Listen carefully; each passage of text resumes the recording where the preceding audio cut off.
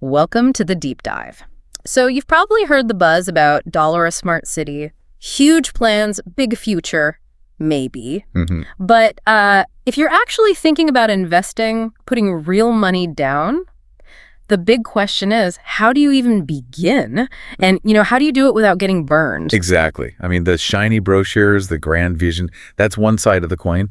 But navigating the actual process, the paperwork, buying property in a massive government-led project like Dholera, that needs a more practical approach. Right. And that's what this deep dive is all about. We've got this guide, and it's really down to earth. Less about the big dream, more about the actual deeds, how to invest safely. Yeah, it covers the different paths, government auctions, private developers, but also the common mistakes, what to realistically expect. Think of this as us filtering out the essential stuff for you. We're pulling out the must-know steps, the critical warnings from the source, especially if you're considering putting money in. It's the kind of info brokers might gloss over. Getting you the real story, basically. Okay, so you've got the basics of Dholera down. Let's get practical. First step, according to this guide, is something internal, something you need to sort out before anything else. And that's being crystal clear on why. Why Dholera? I mean, are you looking for a quick profit?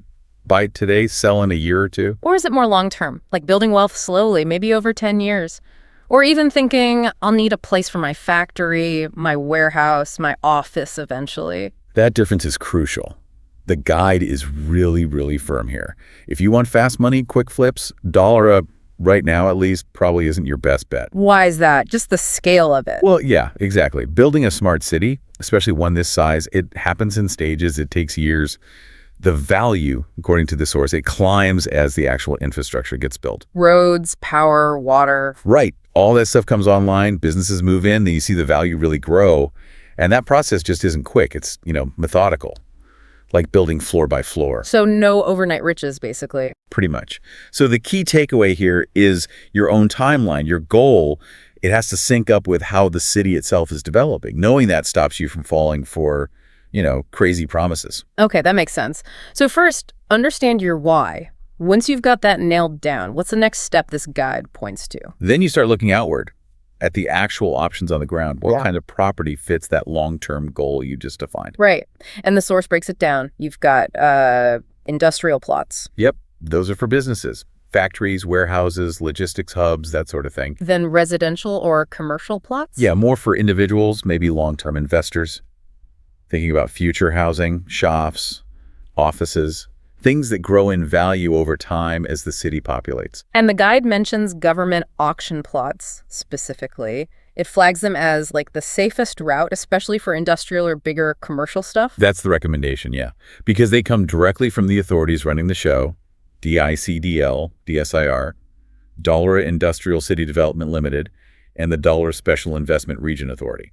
Buying through their official auctions generally means the title is clear, the zoning's right, the main approvals are sorted. It just cuts down a lot of the risk later on. Gotcha. And the guide gives a pretty specific tip here. Focus initially on plots in the activation area, or zones like TP2 and TP4. What's special about those? So these are the areas getting priority. The activation area is where they're putting in the core infrastructure.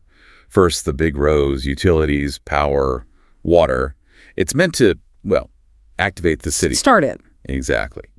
And TP means town planning scheme.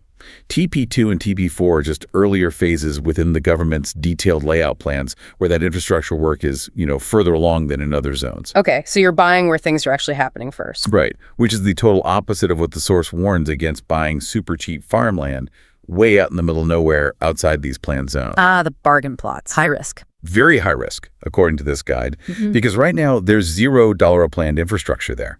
Its value is purely speculative. You're betting that the official plan eventually reaches it, which could take ages or maybe never happen. Plus, you'd need complex approvals to even use it. Okay, so stick to the planned infrastructure-ready zones if you want safety. Goal clear, property type chosen. Now the nitty-gritty. How do you actually safely buy? Right, the practical steps. Option 1.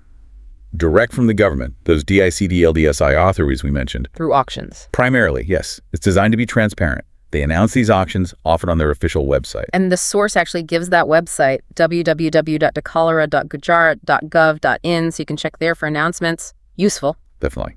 Option 2, buying from private developers. These are companies that bought land within the approved zones, the TP schemes, and they're selling plots, maybe building small projects. Okay, but this sounds like where you need to be careful. Extremely careful. The guide really hammers this point. Verification is everything. First, check RERA registration. That's the Real Estate Regulatory Authority. Correct. It's the government body for oversight in India. Make sure the developer and the specific project are registered. It's a crucial check. What else? Confirm the plot's TP number. Does it actually match the approved town planning scheme? Is it really in the zone they claim? And very importantly, verify the title clearance. Does the developer legally own it free and clear? Lots to check. Okay, option 3. Resale plots. Buying from someone who bought earlier and is now selling. An individual investor, maybe? Could be. And here, the document check needs to be even more thorough, the guide insists. You're dealing with an individual, not an official body or a registered company. So what documents are key for resale? The guide lists. The 712 extract, that's a critical Gujarat land record showing ownership and survey details. The NA order, non-agricultural permission, proving it's okay to build on. The specific TP details for zoning. And, crucially, physically verifying the plot matches the paperwork. Which leads right into what the source calls the golden rule. You must visit the site yourself. Non-negotiable. Don't just buy from a map or photos. Absolutely not. Yeah. So many people lose money that way. You need to go there, stand on the land, see what's around it, check the access. Does reality match the brochure? Is there a garbage dump next door they didn't mention? You know. Yeah, okay. Makes total sense. And probably the most critical piece of advice in this whole section. Hire a local lawyer. The guide says explicitly, don't skip this. Do not skip it. You need someone who knows Gujarat land laws, understands Dholera's specific rules, the local process. They can double-check everything, spot issues you'd miss, handle the legal stuff. It's your best protection against fraud or problems down the line. Okay. Process clear. Checks listed. Now let's shine a light on the traps. The red flags the guide tells you to watch out for. Right. Time to put on your skeptical hat. Big red flag number 1. We touched on it. Brokers pushing that super cheap farmland in unzoned areas, promising the moon when the official plan isn't even there yet. Yeah, watch out for that. What else? Anyone making crazy promises, especially guarantees like double your money in 1 year. The source says that kind of talk is a huge warning sign. It's just pressure tactics. Right.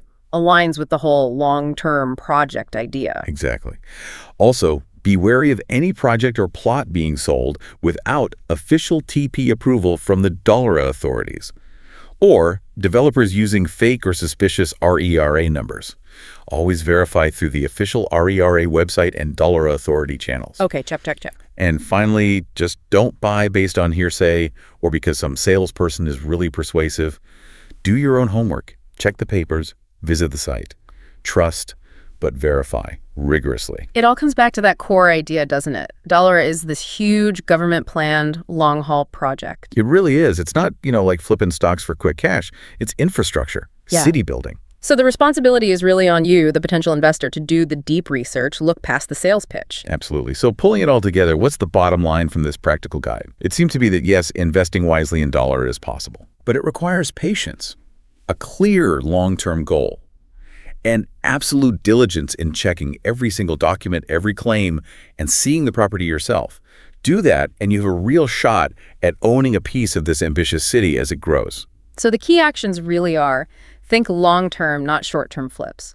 Verify absolutely everything, RERA, TP, title, lawyer up, and don't let greed or hype make decisions for you. Precisely.